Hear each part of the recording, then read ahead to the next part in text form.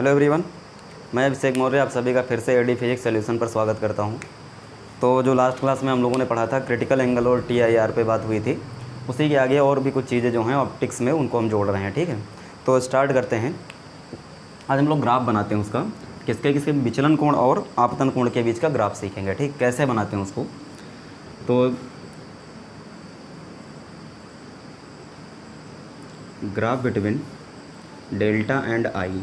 Delta क्या है? विचलन कोण, और आई क्या है? आपतन कोण। जैसा कि विचलन आपको पता है कि जब भी कोई किरण का अपवर्तन होता है प्रकाश का, तो वहाँ पर किरण को जिस माध्यम में जाना चाहिए तो अपने मार्ग से थोड़ा सा हटती है। तो आपतित किरण और निर्गत किरण के बीच में जो एंगल बनता है उसी को हम यहाँ पर क्या बोलते हैं? डेल्टा बोल देते हैं, विचलन कोण नाम देते हैं। ठीक, तो देखते हैं। फिर देखिए, एक मान लो कोई एक सतह है, ये ऐसा पृष्ठ है जो दो माध्यमों को जोड़ रहा है, और ऐसे माध्यम जो दोनों का अपवर्तनांक अलग अलग है। ठीक, जैसे ये वाला माध्यम कौन सा बन गया? तो डेंसर, और ये कौन सा बना? रेरर मान लेते हैं।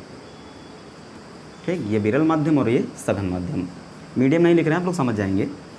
अब इसका रिफ्रैक्टिव इंडेक्स अपवर्तनांक मान लिया NR, और इसका मान लिया कितना है? ND। नामकरण है, लिख लिया, कोई दिक्कत नहीं उससे। यहाँ से मान लो एक अभिलंब डाल दिया हमने। अब अगर मान लेते हैं कि पहली कंडीशन इसकी, ग्राफ के कुछ रूल हैं, ऐसा नहीं कि डायरेक्ट आप खींच देंगे।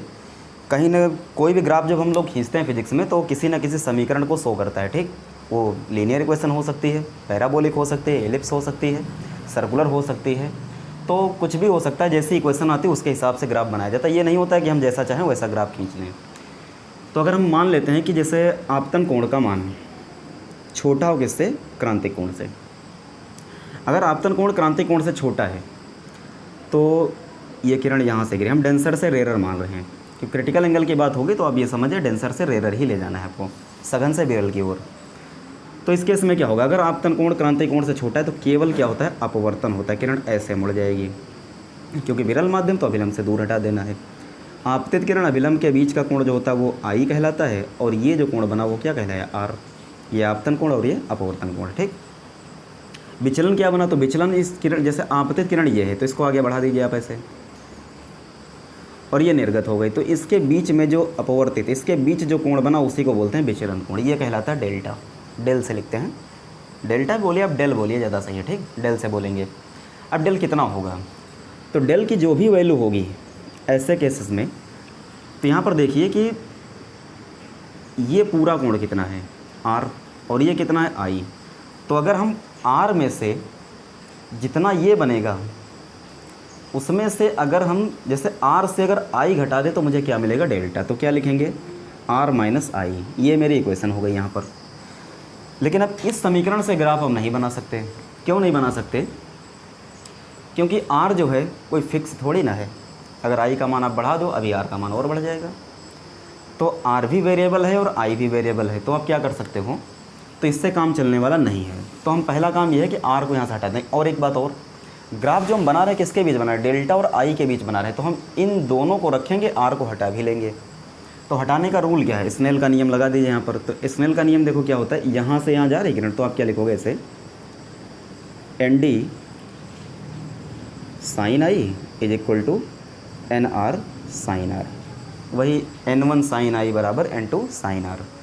यहाँ से अगर इसको उधर भेज दो तो साइन आर की वैल्यू कितनी आई? तो साइन आर की वैल्यू होगी ND upon NR into sine i. और इस साइन को जब इधर ट्रांसफ़र करोगे तो इन्वर्स हो जाएगा, तो sine inverse ND upon NR into sine i. ये इक्वेशन मिली। अब ये वाला अगर मान यहाँ पर आप रख दो तो फार्मूला कितना बन गया यहाँ से? Sine inverse ND upon NR into sine i minus i. ये इक्वेशन मिली। ये है डेल्टा और ये है आई। अब इसका ग्राफ कैसा होगा? तो इसका ग्राफ खींचने से पहले देखो हम चेक करते हैं कि ग्राफ की शुरुआत कहाँ से होती है। भाई हमसे ये तो पता नहीं चला कि यहाँ वृत्त है, सरल रेखा है, परवलय है, अतिपरवलय है, ये तो मुझे यहाँ से क्लियर तो है नहीं कुछ। तो हम क्या करते हैं, सबसे पहले ये चेक कर लेते हैं कि ग्राफ की शुरुआत कहाँ से होगी। तो अगर हम क्या करते हैं, आई को हम यहाँ पर अगर 0 मान लें, मतलब आपतन कोण का मान कितना कर लें? 0। मतलब किरण यहाँ से गई ऐसे, तो जब यहाँ से किरण जाएगी तो सीधे निकल जाएगी। तो आर भी उस केस में क्या होगा? आर भी 0 होगा। आर अगर 0 तो डेल्टा भी कितना होगा? 0। कहने का मतलब है कि हम अगर ग्राफ खींचेंगे इसके और इसके बीच में, तो जो पॉइंट मिला वो कितना मिला, 0,0 बिंदु मिल गया, ये पॉइंट मिला हमको। तो अब क्या कर सकते हैं इसका, तो ग्राफ खींचने में देखिए, जैसे हमको ये पता चला कि शुरुआत हमको यहाँ से करनी है, तो अलग शो करते हैं उसको। अगर इस पर मान लेते हैं ये आई है और ये कौन सा है, ये डेल है, तो स्टार्टिंग कहाँ से करनी है, 0,0 से, मूल बिंदु से स्टार्टिंग कर देनी है मुझे ग्राफ की। अच्छा है, तो ठीक था, कब, जब आई छोटा हो आई सी से। अगर मान लो आई को हम बढ़ा दें, किसके बराबर कर दें, आई सी के, आपतन कोण क्रांति कोण के अगर बराबर कर दें, तो जैसे ही आप आपतन कोण का मान क्रांति कोण के आप बराबर करेंगे, ऐसे केसेस में क्या होगा,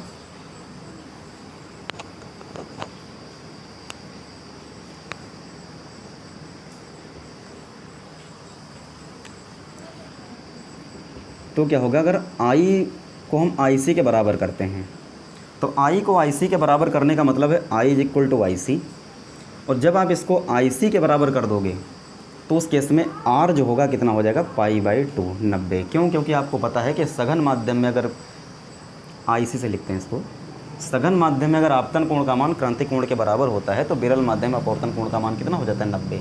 तो डेल्टा कितना मिला अब, तो अब डेल का मान जो ये लिखा है इक्वेशन, इसको आप क्या लिख सकते हो, आर की जगह पर, तो टोटल वही इक्वेशन हुई, तो ऐसे केसेस में क्या बन गया, आर की जगह अब क्या मान मिला हमको, π/2, और आई कितना हो गया, आई सी के बराबर हो गया।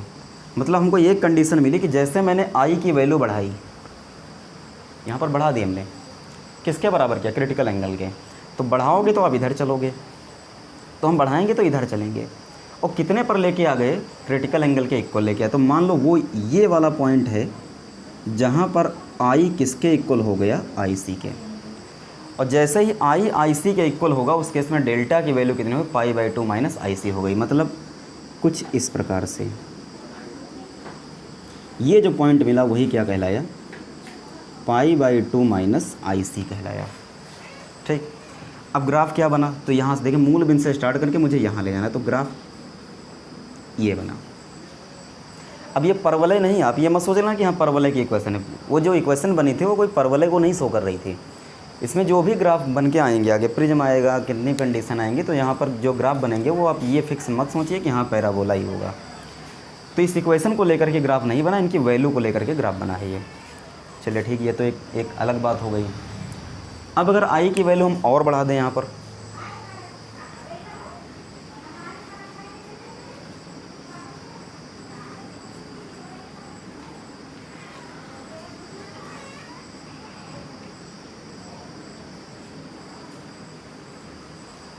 सपोज करो आई की वैल्यू हम आई सी से भी ज़्यादा करते हैं। मैंने क्या किया, आई की वैल्यू आई सी से ज़्यादा कर दी। जब आप आई की वैल्यू आई सी से ज़्यादा करोगे तो जो किरण पड़ी आकर के, तो जैसे ही ज़्यादा करोगे तो ये कंडीशन कहलाई पूर्णांतरिक परावर्तन की, तो किरण उसी माध्यम में वापस लौट जाएगी ऐसे। मतलब जितना आई बना उतना ही आर बना, तो ये दोनों बराबर होंगे। विचलन कितना मिला, तो विचलन हो गया ये, बढ़ा दीजिए आगे इस किरण को आगे। तो ये जो इतना पोर्शन बना यही क्या कहलाया, डेल कहलाया। अब डेल की वैल्यू कितनी बनी, तो इस केस में डेल की वैल्यू कितनी बनेगी, यहाँ से देखो पूरा कितना है ये 180। 180 से अगर हम ये घटा दें आई और आई 2i घटा दें तो ये बचा, तो हम क्या लिख सकते हैं कि पाई माइनस 2i कह सकते हैं। इतने बन के कंडीशन आ गई। मतलब हमको क्या करना था, आप 0 से बढ़े IC तक लाए, अब IC से और बढ़ा के देखते हैं आगे ग्राफ कहाँ तक जाएगा। उसको चेक करने के लिए हमने क्या कर दिया, थोड़ी सी वैल्यू बढ़ाई, और जैसे बढ़ाई तो ये कहानी शुरू हो गई। अब ये कहानी शुरू, तो ये कहानी कहाँ पर ग्राफ को लेके जाएगी, तो अब इससे तो कुछ पता चलेगा नहीं। हाँ, लेकिन एक बात और है, आप इतना ध्यान रखिए कि जैसे अगर मान लेते हैं कि ये है डेंसर मीडियम और ये है रेयरर मीडियम, ये सघन और ये विरल। अगर आप IC से कम पर किरण को गिराते हो तो केवल क्या होता है, रिफ्रैक्शन होता है, अपवर्तन होता है। अगर आई की वैल्यू हम बढ़ा देते हैं, किसके, आई की वैल्यू मैंने किसके इक्वल कर दी, IC के, उस केस में क्या होता है, रे यहाँ से निकल लेती है। और बहुत फ़र्क पड़ जाता है। थोड़ा सा आप बढ़ाओगे आई, थोड़ा सा, जैसे हम ये कह दें कि मान लो कि आपने क्रिटिकल एंगल आपके पास है 25 है, 25 डिग्री है। अगर आप 24 पे भी गिरा रहे हो अंश पर तो केवल नॉर्मल अपवर्तन होगा।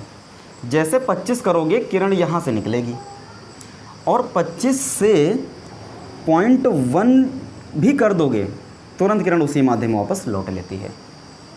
0.1 वाली जो वैल्यू होती है हम लोग काउंट करते भी नहीं है फिजिक्स में। वो चीज़ें, वो छोटे से छोटे मान जो होते हैं, पॉइंट वाले जो बहुत छोटे मान हो जाते हैं, उनको हम लोग लगभग उसी के आसपास मान लेते हैं। ठीक, तो जैसे थोड़ा सा अगर मान आपने बढ़ा दिया, आपतन कोण का मान आईसी से थोड़ा ज़्यादा कर दिया, तो किरण यहाँ जो जा रही थी वो यहाँ से इतना ज़्यादा विचलन दिखाना शुरू कर देगी। मतलब पूर्ण आंतरिक परावर्तन के लिए आपतन कोण थोड़ा सा बढ़ा दो, तुरंत वो घटना शुरू हो जाती है। तो हम ये कह सकते हैं यहाँ पर कि अगर मैं आई को आईसी के बराबर रखता हूँ तो उस केस में किरण यहाँ से निकलेगी, और थोड़ा सा अगर मान हम बढ़ा दें आईसी से तो ऐसे केस में क्या होता है, विचलन बहुत ज़्यादा मिल जाता है।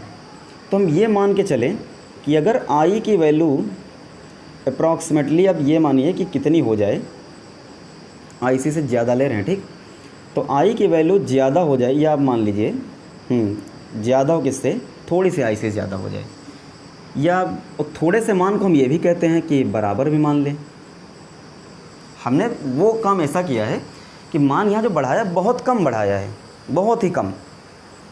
ऐसे मान को रियल में देखा जाए तो ज़्यादा तो है ही, आईसी से ज़्यादा किया है, लेकिन पॉइंट वाले मान जो होते हैं लगभग उसी के बराबर ही माने जाते हैं। तो हमने क्या किया कि थोड़ा सा मान बढ़ाया, तो ऐसे केसेस में क्या हो गया कि विचलन जो भी मिला मुझे वो ये मिल गया, और आईसी को बढ़ाने से जब मैंने ये किया तो विचलन के ऊपर फ़र्क पड़ गया। क्या पड़ गया, तो पाई माइनस आई को लगभग किसके बराबर हो गया, 2IC के इक्वल हो गया।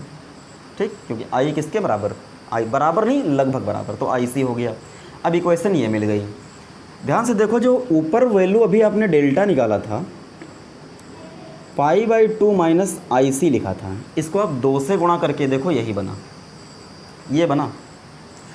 मतलब ये हमको समझ में आया कि आई की वैल्यू जब IC रखी तो ग्राफ यहाँ तक गया, तो ये मान मिला डेल्टा का। थोड़ा सा बढ़ाया, अब उसको ग्राफ में नहीं शो करेंगे, उसको बस लगभग मान लेते हैं कि हाँ उसी पर ही है।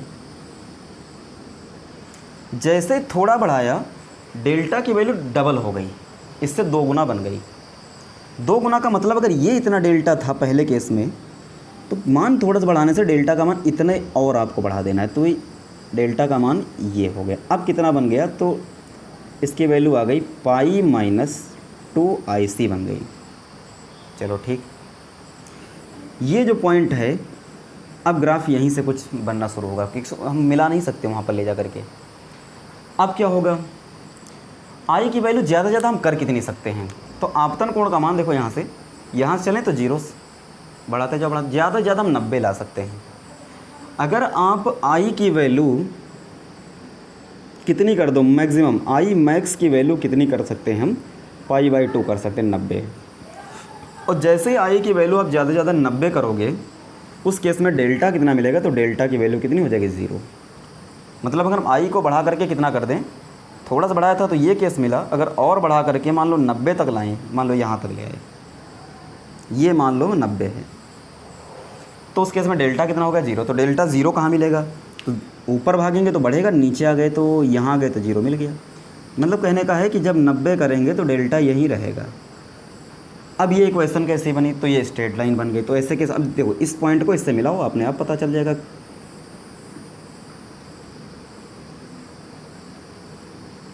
ठीक, तो ये आगे की कहानी बन गई। तो जो डेल्टा और आई के बीच में ग्राफ बनता है क्रिटिकल एंगल को लेकर के, इन सब चीज़ों को जोड़ करके वो ग्राफ ये बन के आता है। ठीक, तो इसका इक्वेशन से ज़्यादा मतलब नहीं है, ज़्यादा मतलब केवल कॉन्सेप्ट से है, कैसे बनाया गया वो इस तरीके से इसको क्लियर किया गया। ठीक, तो ये तो था डेल्टा और आई के मध्य ग्राफ की बात। अब कुछ और अच्छा सा एक एग्जांपल देखते हैं, उसके बाद में आपको बढ़िया सा एक कॉन्सेप्ट सिखाते हैं।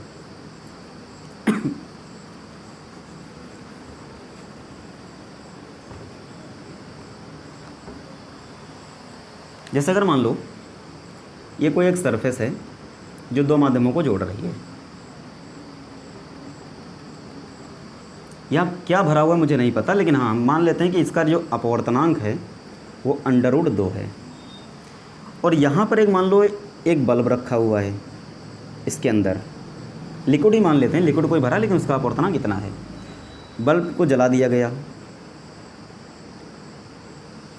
तो बल्ब को जब जलाओगे इसके अंदर, इस लिक्विड के अंदर, तो लाइट तो बाहर आएगी। अब लाइट कितने पोर्शन से बाहर आएगी वो चीज़ हमको निकालनी है। इसको क्या नाम देते हैं, क्या चीज़ कहते हैं, उसको हम बाद में बता रहे हैं, पहले आप इसको समझ लेते हैं ऐसा होगा क्या, मतलब इससे क्या होगा। तो लाइट निकलेगी, लेकिन लाइट तो निकलेगी, लेकिन लाइट ये पूरे पृष्ठ से नहीं निकलेगी। क्यों? क्योंकि कुछ ऐसा इसमें कुछ ऐसी चीज़ें जुड़ेंगी जो पूरे पृष्ठ से निकलने नहीं देंगी। हाँ, लेकिन वो बात ज़रूर है कि जो भी इससे लाइट निकलेगी, प्रकाश जो निकलेगा वो कुछ ना कुछ पोर्शन से निकलेगा। जब बहुत पानी भरा हुआ है तो उस पूरे पानी से लाइट नहीं आएगी। इसको मान लेते हैं कितने मीटर गहराई पर है, 1 मीटर गहराई पर, चलो मान लेते हैं, न्यूमेरिकल ही बना लेते हैं पूरा।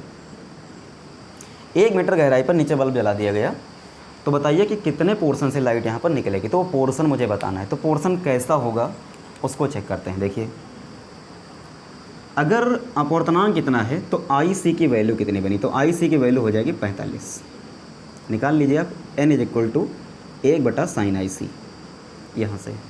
तो क्रिटिकल एंगल कितना बना, 45। मतलब इस मीडियम का जो क्रांतिक कोण है वो कितना है, 45 बना। अगर मान लो यहाँ से लाइट चली और इस सतह पर यहाँ गिरी ऐसे, अभिलंब डाल दो यहाँ पर, ठीक। जब आप अभिलंब डालोगे, यहाँ का कोण अगर छोटा है किससे, IC से, अगर यहाँ पर जो आपतन ये जो कोण है ये दोनों बराबर होंगे। ये कोण अगर क्रांतिक कोण 45 से अगर छोटा है तब तो केवल क्या होगा, अपवर्तन होगा, किरण ऐसे निकल लेगी। क्योंकि ऐसा तो है नहीं किरण बस इतने पोर्शन पड़ेगी, किरणें तो सब जगह जाएंगी। कौन सी किरण बाहर आएगी हमको वो चीज़ केवल देखना है, ठीक। वो कितना पोर्शन कवर करेगी ये चीज़ें केवल देखनी है। अब अगर मान लेते थोड़े से ज़्यादा कोण पर कोई किरण गिर रही है ऐसे, इतने पर, और वो ऐसा केस है गिरेंगी यहाँ तक भी, लेकिन हम कुछ ऐसी चीज़ें ले रहे हैं ताकि हमारी कहानी आसान हो जाए, ठीक। यहाँ पर जब कोई किरण गिरी और यहाँ पर जो भी कोण बना वो कितना बन गया, 45। तो सघन माध्यम के अंदर अगर कोण यहाँ 45, तो वो किरणें कैसे निकलेंगे, वो तो ऐसे निकल लेंगी किरणें, ठीक। मतलब इसके बाद में वाली जो किरणें होंगी, इसके अंदर वाली जो किरणें वो तो बाहर आएंगी, लेकिन यहाँ वाली किरणें जो है सतह पर फैलनी शुरू हो जाएंगी। और अगर मान लो हम कोण बढ़ा के, मतलब और भी किरणें आएंगी, जो किरणें कुछ और ज़्यादा कोण पर गिरी हैं ऐसे, अब जो कोण बना देखिए ये बहुत ज़्यादा हो गया, 45 से भी ज़्यादा। तो ऐसे केस वाली किरणें जो हैं वो ऐसे वापस लौट जाएंगी पानी के अंदर ही। मतलब यहाँ पर क्या कंडीशन हो गई, तो यहाँ पर हो गया पूर्णांतरिक परावर्तन, और यहाँ पर क्या हुआ, क्रांतिक कोण, और यहाँ पर कंडीशन क्या है, केवल रिफ्रैक्शन। तो ये वाली किरणें तो ये जो इतने पोर्शन पड़ेंगे वो तो आँख पर पड़ेंगी, और यहाँ से लेके यहाँ तक, इस पॉइंट तक की जो किरणें होंगी वो भी आँख तक पड़ेंगी। इसके बाद वाली जो किरणें हैं वो सतह पर फैलनी शुरू हो जाएंगी। कहने का मतलब है कि यह इतना पोर्शन जो बना, इस पोर्शन की जो लाइट है वही हमारी आँख पर पड़ेगी। अभी एक तरफ की कहानी है, तो इधर भी होगी, इधर भी होगी और उधर। मतलब कहने का ये है कि जो लाइट निकलेगी वो पूरी की पूरी लाइट ऊपर शंकु बनाना शुरू होगा, शंकुआकार आकृति बनाएगी ऐसे। अब शंकुआकार आकृति अगर बनाएगी तो उस शंकु का जो आधार होता है वो कैसा होता है, शंकु का आधार हमेशा समतल होता है, ठीक, वृत्ताकार बन जाता है, वृत्त टाइप से। तो सर्कुलर बना, तो इसके लिए इधर भी जो किरण पड़ी उतने पर, तो यहाँ पर ये क्या बन गया, ये कोण बन गया यहाँ पर ऐसे,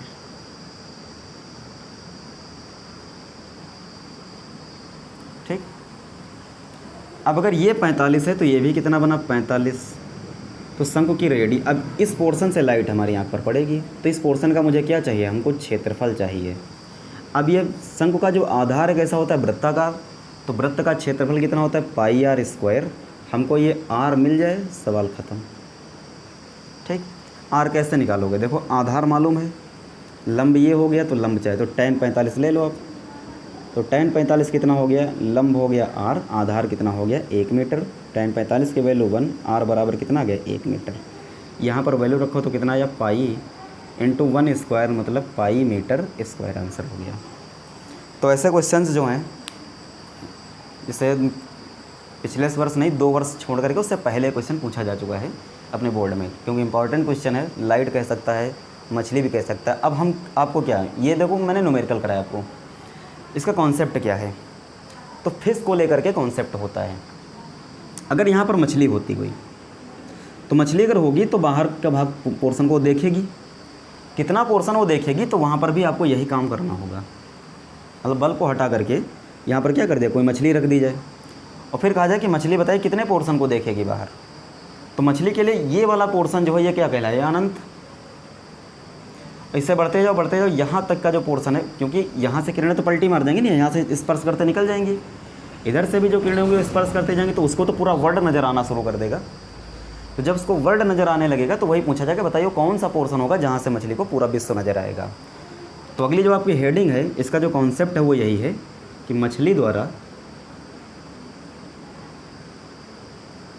प्रेक्षित विश्व।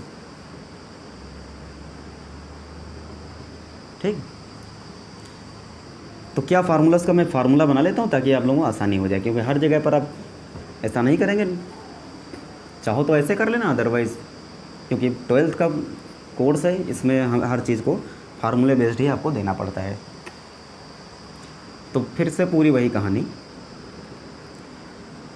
एक पृष्ठ हो गया, यह अभिलंब हो गया, नॉर्मल हो गया, यहाँ पर कोई फिश है,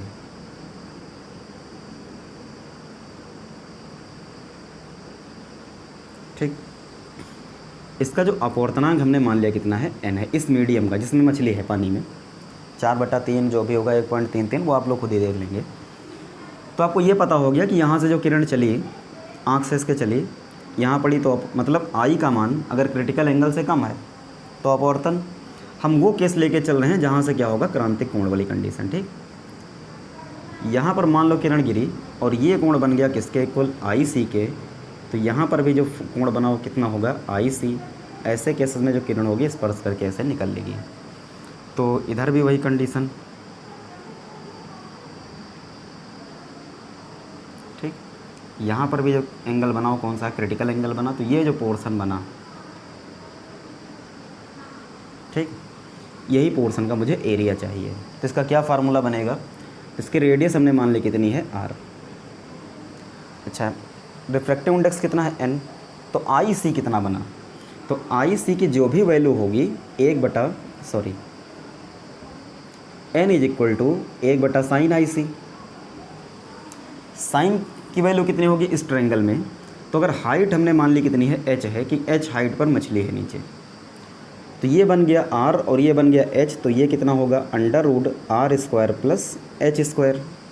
इस ट्रायंगल में अगर साइन थीटा ले लो तो लंब हो गया r और कर्ण कितना हो गया, ये यहाँ पर लिखिए इसकी जगह, तो n इज इक्वल टू 1/, लंब कितना है r और कर्ण कितना हो गया, √r² प्लस h²। इस वैल्यू को ऊपर लाइए तो n इज इक्वल टू बना √r² h² अपान r, स्क्वायर कर दो, तो n² is equal to r² plus h² upon r², तिरछे गुणा करिए तो n² r² प्लस h², इस r को इधर लो तो r² मिल गया common, n² minus 1 is equal to आ गया h²। तो r² की वैल्यू यहाँ से कितने निकल के आई, तो r² की जो वैल्यू आएगी यहाँ से आ जाएगी h² अपान n² माइनस 1, स्क्वायर हटाइए तो इसका रूट लेंगे तो बनेगा h अपान √n² माइनस 1, ये फार्मूला। तो कभी कभार केवल रेडियस पूछ लेगा, और ये भी ध्यान रखना कि न्यूमेरिकल में आपकी जो एक्सरसाइज है, एक्सरसाइज में ये पूछ लेता, कह देता है कि टैंक की रेडियस दे देता है, तो आप ये ध्यान रखना कि वहाँ पर वो रेडियस टैंक वाली मत काउंट करना, क्योंकि टैंक बड़ा भी हो सकता है, लाइट निकलेगी या मछली बैठी होगी अंदर, वो जब देखेगी तो वो कुछ अलग प्रकार, वो अलग कोण बनाएगी, उसकी रेडियस से उस वाली रेडियस से कोई मतलब नहीं होगा, आपको ये निकालनी पड़ेगी। तो रेडियस अगर पूछ ले तो आप इस फार्मूले से निकालेंगे, हाइट दे रखी होगी न्यूमेरिकल में और अपवर्तनांक दिया होगा, इसमें रख देंगे, r मालूम हो जाएगा। अच्छा, तो एरिया कितना बना, तो a is equal to πr², इसका अगर स्क्वायर कर दोगे तो क्या बन जाएगा, h² अपान n² माइनस 1। तो ये फार्मूला यहाँ से एरिया निकल के आया। तो पूछेगा अगर मछली कितने पोर्शन को देखेगी, तो मछली पोर्शन अगर पूछ लेगा तो उसका क्षेत्रफल जो बनेगा वो ये बन के आएगा। तो इस प्रकार से आपको सवाल को लगाना होगा, ठीक। अब और इस पर कोई अच्छा क्वेश्चन एक क्वेश्चन आपको हम देते हैं, आप लोग घर पर ट्राई करना। क्वेश्चन ये है कि यहाँ पर n जो है वो √2 है और इसके अंदर, इस मीडियम के अंदर एक ट्यूबलाइट रखी है।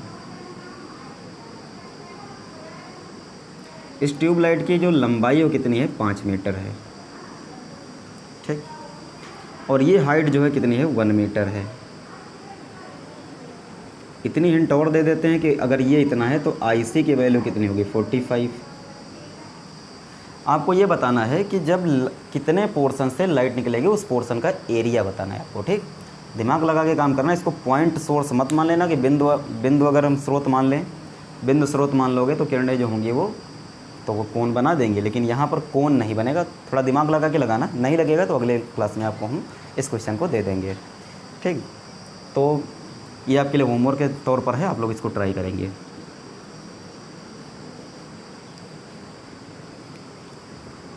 इसके बाद जो एक चीज़ आती है आप में, फाइबर तंतु। तो फाइबर तंतु क्या है, ऑप्टिकल फाइबर।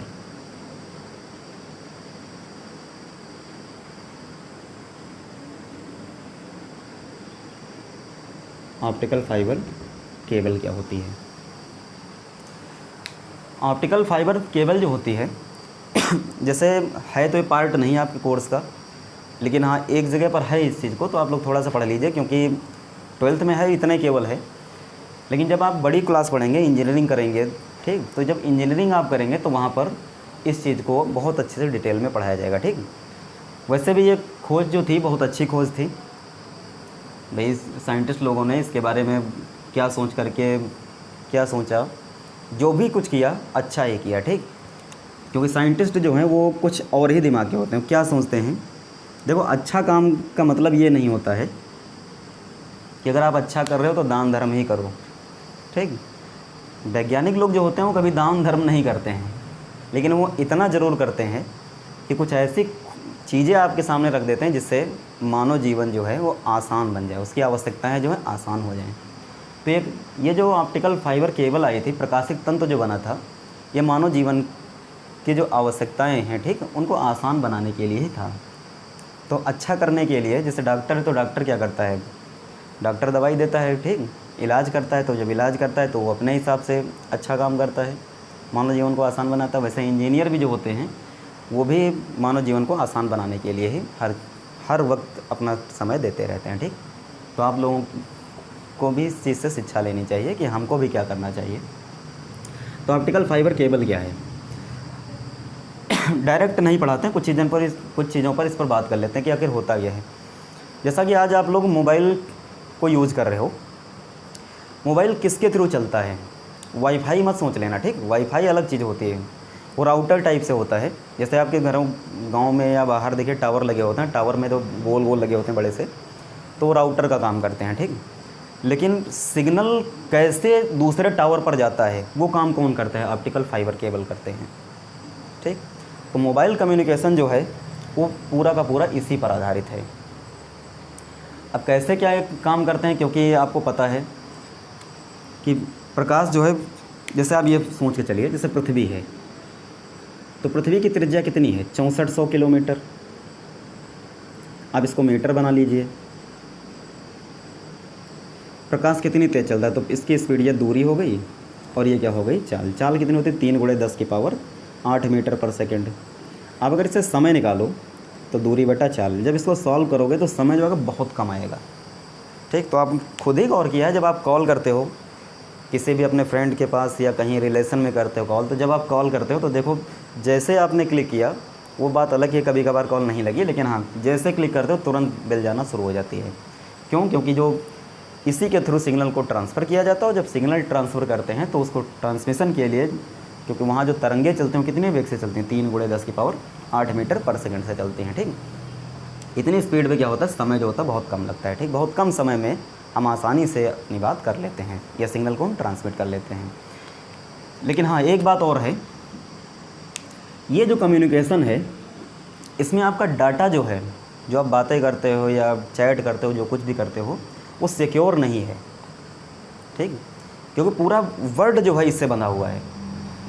अब अर्थ के बाहर जब इसको आप इसके बारे में जब आप चेक करके कहीं देखेंगे, यूट्यूब सॉरी उसे गूगल वगैरह में जब चेक करोगे तो आपको सब नज़र आएगा कि पृथ्वी जो पूरी तरीके से जाल से बंधी हुई है। वो जो जाल आपको नज़र आएंगे वही क्या है, ऑप्टिकल फाइबर केबल होते हैं, ठीक। उन्हीं के थ्रू सिग्नल को ट्रांसमिट किया जाता है और पूरा वर्ल्ड उसी से बंधा हुआ है। हाँ, एक बात और है, जो चैनल वाले होते हैं, जैसे आपने देखा होगा कि कोई अगर हादसा होता है या कुछ भी हो, न्यूज़ वाले जो चैनल वाले होते हैं उन लोगों के पास क्या होता है, एक डिश एंटीना टाइप से, एक छतरी टाइप से होता है ना, तो वो लोग क्या कर देते हैं, सिग्नल को उसी के थ्रू ट्रांसफ़र करते हैं। तो उनका जो सिग्नल ट्रांसमिशन होता है वो केवल और केवल किसके द्वारा होता है, सैटेलाइट के थ्रू होता है। और सैटेलाइट वाला जो डाटा होता है वो सिक्योर होता है, वो कभी भी ये नहीं कि हाँ किसी को शेयर किया जा सके। अब जैसे वो न्यूज़ दिखाते हैं अलग बात है, लेकिन हाँ उसको चुराया नहीं जा सकता। लेकिन हाँ इसका डाटा जो है वो सब कहीं कनेक्ट हो, आप वो डाटा कहीं पर भी कुछ भी किया जा सकता है। तो इसमें आप ये मान के चलिए आप सिक्योर नहीं पूर्ण रूप से, लेकिन उसमें क्या होता है, पूरी सिक्योरिटी होती है। इसीलिए देखो आपकी जो आर्मी वगैरह होते हैं तो आर्मी वालों के पास भी अलग प्रकार के फ़ोन होते हैं। वो ऐसे फ़ोन होते हैं जो केवल और केवल किससे चलते हैं, सैटेलाइट से कनेक्ट होते हैं। वो लोग इसको यूज नहीं करते, ठीक है। तो ये जो चीज़ें हैं थोड़ा अलग चीज़ें हैं, बस ज़्यादा नहीं इस पर चर्चा करेंगे, केवल आपके कोर्स की चीज़ें हैं तो इसको बात कर लेते हैं। अब एक बात और है, जैसे अगर हम छोटी सी और बात कर लेते हैं, अगर हम किसी से बात करना चाहें तो बात करने में एक और प्रॉब्लम आती है। आपने कभी देखा होगा न्यूज़ में क्या होता है, अंतर दोनों में क्या है ये भी चेक कर लीजिए। जैसे इसमें और सैटेलाइट वाले कम्युनिकेशन में अंतर क्या है। न्यूज़ में आपने देखा होगा, जैसे कभी कभार जब कोई न्यूज़ देने लगते हैं जब लोग, तो कहेंगे कि हाँ भाई, जब हम अपना ही नाम ले लेते हैं कि हेलो अभिषेक, हेलो आप सुन रहे हो, सुन पा रहे हो, तब तक वो ऐसे खड़े, हाँ जी हम कनेक्ट हो रहे हैं, हाँ सुन पा रहे हैं। तो समय लग जाता है उसमें, और इसमें कोई टाइम नहीं लगता है। तो इसका जो सिग्नल ट्रांसमिशन होता है बहुत शीघ्र होता है और उसकी तीव्रता भी नहीं घटती है। उस सिग्नल को एक स्थान से दूसरे स्थान तक आसानी से भेजा जा सकता है, ठीक। तो ये जो आपके सामने एक उपकरण आया, ये किस पर आधारित है, तो टोटल इंटरनल रिफ्लेक्शन पर आधारित है। क्यों, क्योंकि इसमें क्या होता है कि जब भी कोई, मान लो ये डेंसर मीडियम है और ये रेरर मीडियम है, तो किरण जब पड़ती है सघन से विरल में जाती है और आपतन कोण का मान क्रांतिक कोण से ज़्यादा होता है तो किरण उसी माध्यम में लौट जाती है। लेकिन जितनी एनर्जी से किरण गिरती है उतनी एनर्जी से वापस आती है, ठीक। उसकी तीव्रता घटती नहीं है वहाँ पर, और ना ही उस एनर्जी लॉस भी होता है, ठीक, ऊर्जा हानि भी नहीं होती है। और जो स्पीड रहती है इधर वही स्पीड भी इधर रहती है। तो किस पर आधारित है, तो ये पूर्ण आंतरिक परावर्तन की घटना पर आधारित उपकरण है। और इसमें होता क्या है कि इसमें सिग्नल को प्रकाश के रूप में या विद्युत चुम्बकीय तरंगों के रूप में एक स्थान से दूसरे स्थान तक आसानी से भेजा जा सकता है, ठीक, भेजा भी जाता है। अब होता क्या है इसमें, ये तो खैर इसकी डेफिनेशन हो गई, कैसे कैसे संरचना और वर्किंग क्या होती है इसकी देखते हैं। इसमें देखो पतले पतले रेसे होते हैं, ठीक, बहुत पतले, लेकिन जो अंदर का जो इसका मटेरियल होता है, ठीक, तो अंदर का जो मटेरियल होता है बहुत ही उच्च गुणवत्ता वाला जो कांच होता है, अच्छी क्वालिटी वाला कांच, जिसका अपवर्तनांक जो है लगभग 1.7 के आसपास, मतलब ज़्यादा ही रखा जाता है। क्यों रखते हैं, क्योंकि इस पर बेस्ड अभी हम आपको एक न्यूमेरिकल कराएंगे। तो अपवर्तनांक कितना 1.7 के आसपास रखते हैं। ज़्यादा इसलिए रखते हैं क्योंकि पूर्णांतरिक परावर्तन की घटना हो जाए इसलिए। तो अंदर क्या होता है कि क्वार्टज या उच्च गुणवत्ता वाला कांच लिया जाता है, उसका अपवर्तनांक लगभग इतना रखा जाता है। लेकिन बाहरी सतह जो होती है इसको क्लेडिंग बोलते हैं। मान लेते हैं ये वाला पोर्शन जो हुआ, क्या होता है, क्लेडिंग की जाती है, इस पर परत एक चढ़ी रहती है। इस परत का जो अपवर्तनांक इससे कम रखा जाता है, लगभग मान लेते हैं ये N1 और ये N2 1.5 के, इससे कम बाहर वाले का अपवर्तनांक कम रखा जाता है। और बाहर से क्या कर देते हैं, इसको वैसे मत शो करिए, केवल डॉट लाइन से शो कर दीजिए, क्योंकि इसके ऊपर आवरण भी चढ़ाया जाता है। इसके ऊपर क्या होता है, तो इसके ऊपर प्लास्टिक का आवरण चढ़ा रहता है।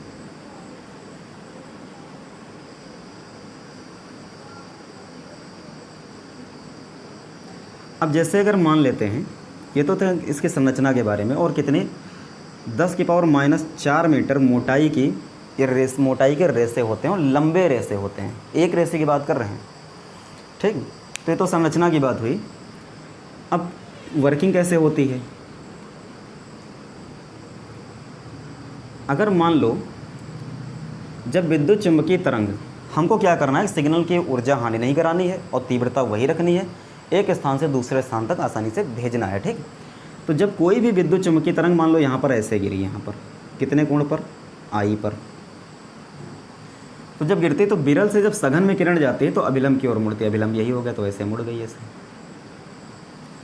अब क्या होना चाहिए कि ऐसा केस बने कि किरण उसी माध्यम में वापस लौट जाए, तो क्या बनेगा कि यहाँ पर जो भी आई होगा वो क्रिटिकल एंगल से ज़्यादा ही होगा, आपतन कोण का मान क्रांतिक कोण से अंदर ज़्यादा बनेगा, और जब यहाँ ज़्यादा होगा तो किरण उसी माध्यम में वापस ऐसे लौट जाएगी। जब ये किरण लौटी, यहाँ पर आप अभिलंब डाल दीजिए ऐसे, तो यहाँ पर भी जो भी आई होगा वो आई सी से ज़्यादा होगा तो फिर उसी माध्यम में लौटेगी किरण ऐसे। जब इस सतह पर पड़ी तो यहाँ विलंब डालिए वैसे, तो ये आई बना, तो जो सघन से विरल में जब किरण जाती है तो अविलंब से दूर हट जाती है, ऐसे निकल गई। तो इस तरीके से किरण का कई बार इसके अंदर क्रिस्टल के द्वारा कई बार क्या होता है, पूर्णांतरिक परावर्तन होता रहता है और सिग्नल एक स्थान से दूसरे स्थान तक आसानी से भेजा जा सकता है, ठीक। हाँ, वो बात अलग है कि एक रेसे से लगभग 30,000 सिग्नल को आसानी से हम ट्रांसमिट कर सकते हैं। तो ये क्या था, ऑप्टिकल फाइबर था, ठीक, प्रकाशिक तंतु। तो किस पर आधारित था, पूर्णांतरिक परावर्तन की घटना पर। काम क्या होता है, तो काम ये होता है कि हम विद्युत चुम्बकीय तरंगों को बिना ऊर्जा हानि के और तीव्रता भी उनकी नहीं घटनी चाहिए, एक स्थान से दूसरे स्थान तक आसानी से भेज सकें, ठीक। कम्युनिकेशन के लिए उपयोगी है ये। संरचना में क्या करते हैं, अंदर क्या होता है, एक उच्च गुणवत्ता वाला कांच होता है, क्रिस्टल समझ लीजिए, इसका अपवर्तनांक लगभग 1.7 के आसपास रखा जाता है। बाहर जो है एक लेप चढ़ा दिया जाता है, इसको क्लेडिंग कहते हैं, उसका अपवर्तनांक अंदर से कम रखा जाता है, लगभग 1.5। मोटाई इसकी कितनी होती है, तो मोटाई लगभग 10⁻⁴ मीटर के होते हैं और लंबे रेस्ते होते हैं, ठीक। इसके ऊपर क्या करते हैं, तो इस पर प्लास्टिक का एक कवर चढ़ा रहता है। फिर वर्किंग में क्या होगा, जब कोई किरण यहाँ पर गिरी तो क्या हो गया, अपवर्तित हुई, अंदर जब पड़ी तो अंदर जो भी आई बनेगा वो क्रांतिक कोण से ज़्यादा बनेगा, किरण उसी माध्यम में लौटेगी। इस प्रकार कई बार उसका पूर्णांतरिक परावर्तन होता है और किरण आसानी से एक स्थान से दूसरे स्थान तक ट्रांसमिट, या सिग्नल एक स्थान से दूसरे स्थान तक आसानी से ट्रांसमिट हो जाता है। तो ये तो था खैर ऑप्टिकल फाइबर। इस पर एक क्वेश्चन देख लेते हैं, बहुत ही अच्छा क्वेश्चन, आपके एनसीईआरटी बुक्स का ही है।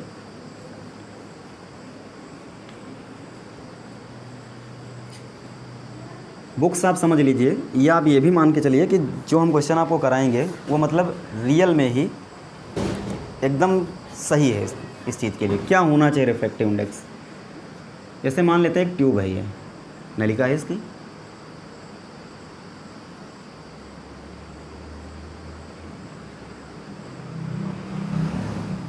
ये इसका मुख्य अक्ष हो गया।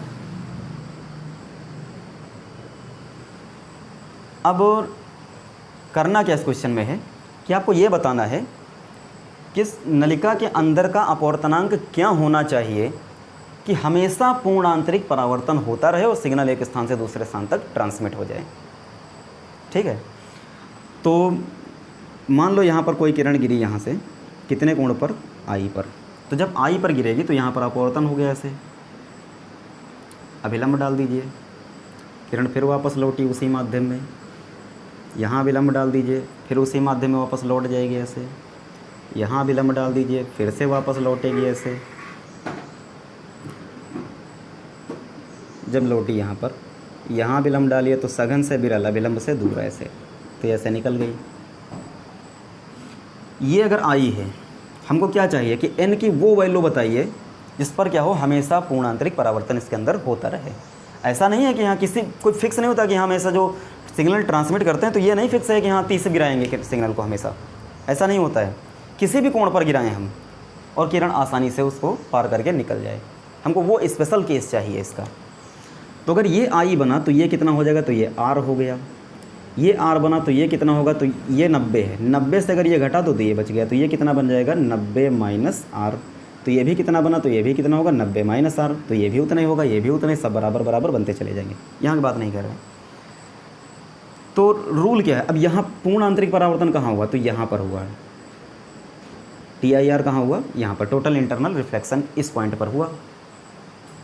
तो क्या नियम है यहाँ के लिए कि 90 माइनस आर, मतलब ये जो आपतन कोण है ये ज़्यादा होना चाहिए किससे, IC से, क्रांतिक कोण से ज़्यादा हो। अगर यहाँ का कोण क्रांतिक कोण से ज़्यादा होगा तो किरण पूर्ण उसी माध्यम में वापस लौट जाएगी। लेकिन ये किस पर डिपेंड कर रहा, तो ये R पर डिपेंड कर रहा है। R तो फिक्स है नहीं, अगर मान लो I बढ़ा दें R पर फर्क पड़ जाएगा, R भी बढ़ जाएगा। R बढ़ जाएगा तो ये वैल्यू कहाँ इसके बड़ी रह जाएगी। तो हमको ऐसा एक स्पेशल केस चाहिए जिसमें हमेशा ऐसा होता रहे। तो अब थोड़ा सा सोचे, देखो क्या करते हैं इसके लिए। अब हम ये सोचते हैं कि हमेशा का क्या केस है, हमेशा TIR का केस क्या है, पूर्ण आंतरिक परावर्तन का मतलब हमेशा हो तो क्या कंडीशन है कि अगर 90 माइनस आर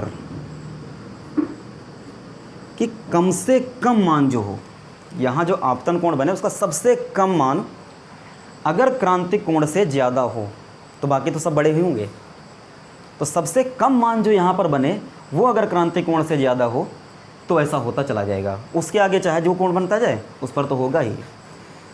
तो अगर 90 माइनस आर की मिनिमम वैल्यू भी ज़्यादा हो किससे, IC से, तो ऐसा होता रहेगा। इससे ज़्यादा कर देंगे तो तब तो कहानी बनेगी ही। ठीक, अब ये किस पर डिपेंड, तो ये तो R पर निर्भर करता है। तो अब क्या देखते हैं इसमें, देखिए ये किस पर डिपेंड करता है। तो इसके लिए रूल ये है कि 90 माइनस आर मिनिमम तब होगा जब R मैक्सिमम होगा।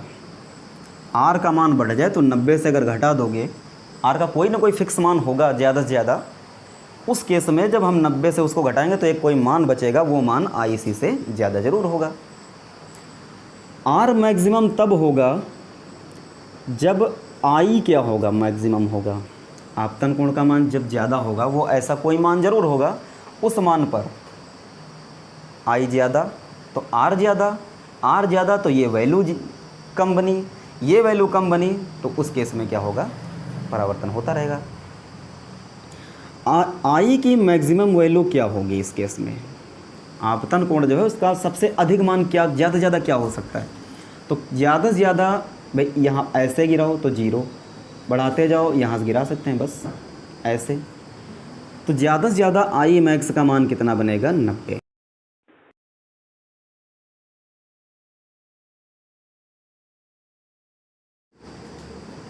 ये अंदर सघन और ये विरल। अगर कोई किरण ऐसे पड़ी है,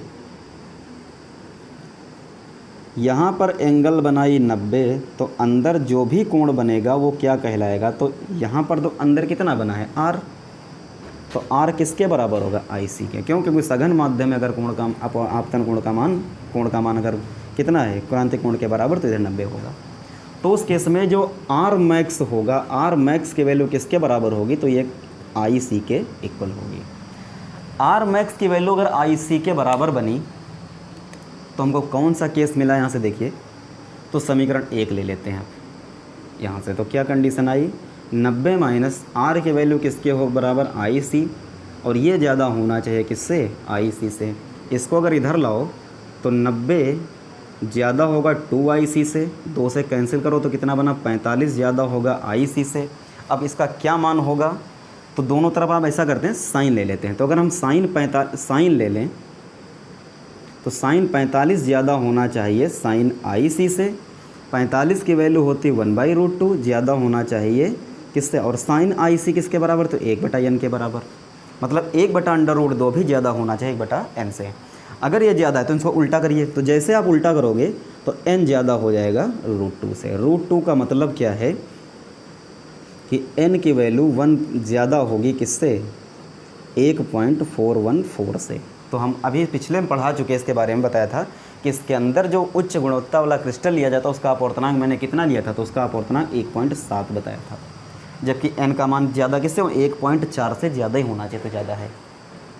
तो अगर अपवर्तनांक 1.4 से ज़्यादा है उस केस में हम किसी भी कोण पर किरण को गिराते हैं पूर्ण आंतरिक परावर्तन होता रहता है। ठीक, तो आज की क्लास में आपके लिए ऑप्टिकल फाइबर्स से रिलेटेड जो भी बातें थी और भी जो चीज़ें इससे जुड़ी रिलेटेड वाली थी हमने पढ़ाई। तो स्पेशल केस था, इसको आप लोग सीख लेंगे। नेक्स्ट क्लास जो होगी उसमें आपके लिए अब लेंस, प्रिज्म, क्योंकि रिफ्रैक्शन टोटल पढ़ना है आगे, तो अब इंस्ट्रूमेंट जोड़ना शुरू कर देंगे वहाँ से। ठीक, तो इंस्ट्रूमेंट के थ्रू क्या क्या होता है उन चीज़ों को आपके लिए लेके आएंगे। तब तक आप लोग इंतज़ार करिए। धन्यवाद।